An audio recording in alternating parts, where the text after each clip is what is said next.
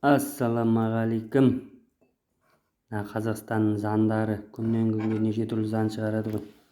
Біздің жоғарыдағы білгіш оқымыстылар, халықтың қамын ойлайтын басшылар қазір енді депозитке салған үшін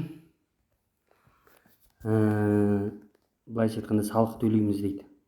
Енді ойла, мынау шағын бизнесті итақ құртып жатыр. Енді депозитті қысса, ойла, масқара ғой. Вообще мына Қазақстанда бар ғой, шағын бизнесті құртса, депозитті құртса, вообще ноль қылдырайын деп тұр ғой. Ана жоғары жақтағы беспредел жегіштер соны жеп уже непонятка қайтадан ана тоймай жатыр да, ана нефт, мұнай бәрін сатып жеп, датаво құнығып уже ше, анау ше бір 300 жыл, 400 жылға жететіндей байлық жинап салған шығар. Енді тоймайды, енді тағы да халықты қысу керек.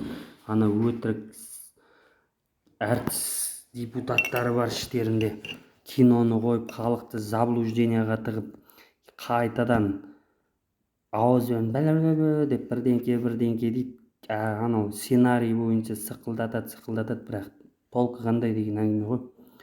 Действительности шығару керек қой, шынымен результат нөлдер деп, ана тупой деп ше, зік еткізіп өзі айтқан кезде нервің ұстайды ше.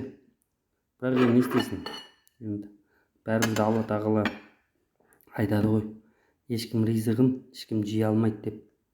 Сол секілді ең бастысы бар ғой, иманымыздан айырмасын. Анау біреу нольдар ертең Алланың алдында өздері жауап береді. Бір саспандар. Кейбіреу мына Аллаға сенбейтіндер де бар ғой. Негізі сеніңдер. Алланың құдіреті шексіз.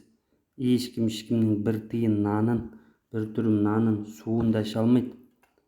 Алла қаламаса ешкімге зиян да келтіре алмайды, пайда да бере алмайды. Ешкім ризығын ешкім жей алмайды да. Мен өз ризығым қаншалықты берілді, соны жеп, сол желіп біткенде ғана Аллаға қайтам. Менің анда бір глоток суым қалып қалса, мен оған Аллаға қайтпаймын. Сол бір глотогым қалып қалғанда қайтам. Ең бастысы қалай қайтамыз Аллаға, сол ғой мәселе. Ертең мәңгі өмір бар. Мына жерде бір-бірімізді өсектеп, сып-сып етіп, жамандап, осы өмірмен ананың байлығы мынау. Бірақ каждый адам өзінің астындағы жұмысшыға да жауап береді.